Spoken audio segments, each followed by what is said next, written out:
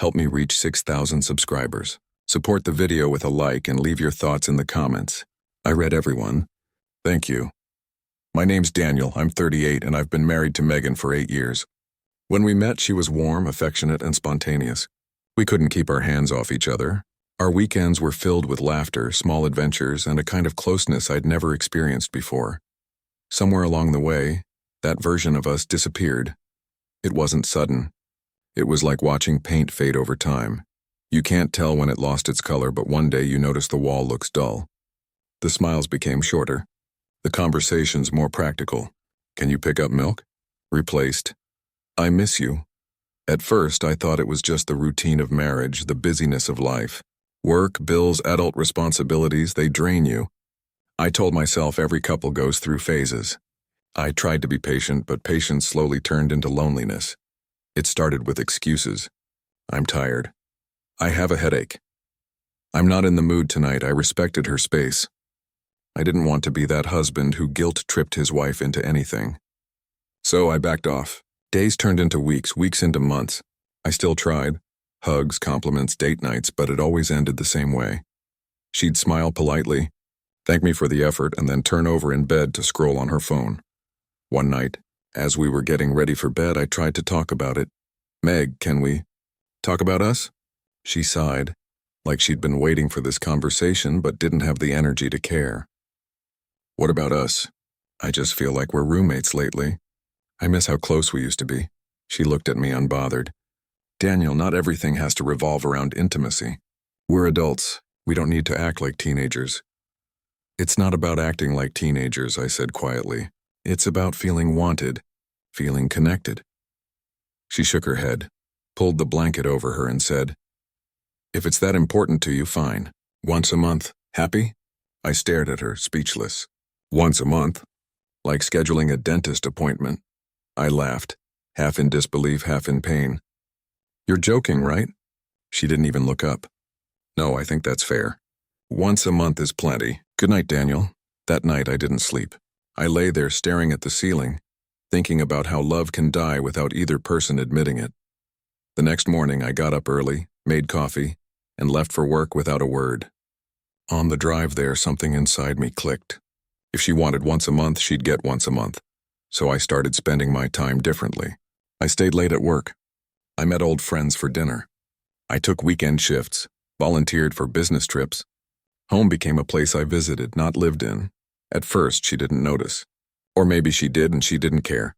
But a few weeks later, she texted, "Are you coming home tonight?" I replied, "Not this week. See you next month." There was a long pause before her reply came through. What's that supposed to mean? I didn't respond. The next day, she called me during lunch. I could hear the irritation in her voice. Daniel, what's going on with you? You barely come home anymore. I took a sip of my coffee and said calmly, I'm just following your lead, Meg, once a month. You set the rule, remember? There was silence on the line. Then she hung up. That weekend, I stayed with my brother in another city. For the first time in years, I felt light. No tension. No cold silence. Just peace. When I came home 3 weeks later, she was waiting for me in the living room, arms crossed. You think this is funny? She said. I set down my bag. No, I think it's consistent. Her face turned red. You're acting childish, I smiled faintly. Maybe. Or maybe I'm just matching the effort you think is fair. She didn't say a word. She just stared at me like she didn't recognize the man standing in front of her. Inside, I wasn't angry anymore. I was done begging for something that should have been mutual. The silence between us lasted days.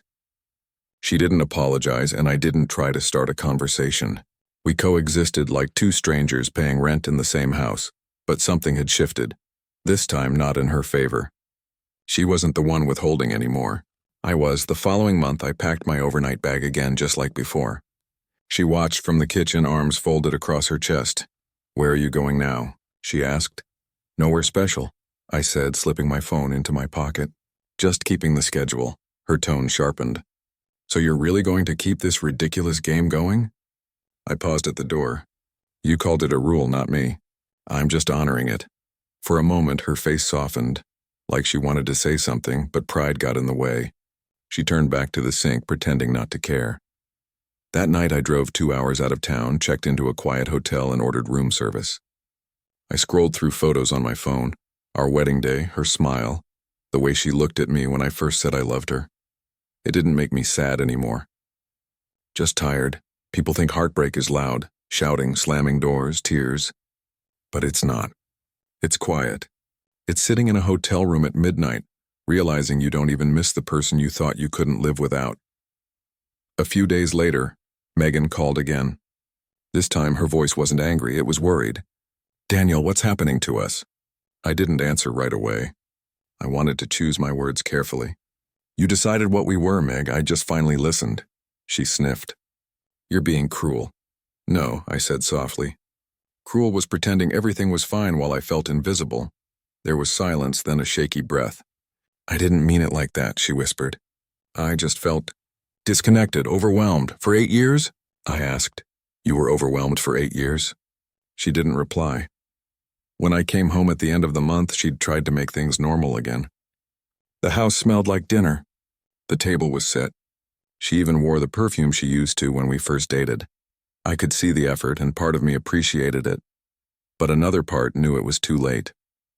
It wasn't about food or perfume or apologies whispered between clenched teeth. It was about respect, and that had been gone for a long time. We sat across from each other, eating in silence. She finally spoke.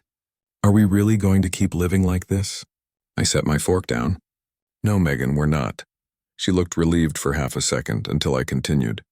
"I'm moving out." Her eyes widened. "What?" "I found a place closer to work. I'll send someone for the rest of my things next week." "Daniel, stop. You don't mean that." "I do," I said. "I spent years waiting for you to meet me halfway. You offered me once a month. That's not love. That's a contract." Tears filled her eyes. "I didn't think you'd actually leave." I smiled faintly. "That's the thing, Meg. You never thought I would. You just assumed I'd keep waiting." She tried to reach for my hand, but I stood up.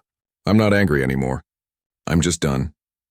I walked out of the dining room, and for the first time she followed me, not to argue but to plead. "Daniel, please. Don't do this. I'll change, I promise." I stopped at the doorway and looked back. "You already had the chance to change. You just didn't believe I would." That night I packed my things quietly. No shouting, no scene, just quiet footsteps and folded clothes. She stood by the door, crying softly.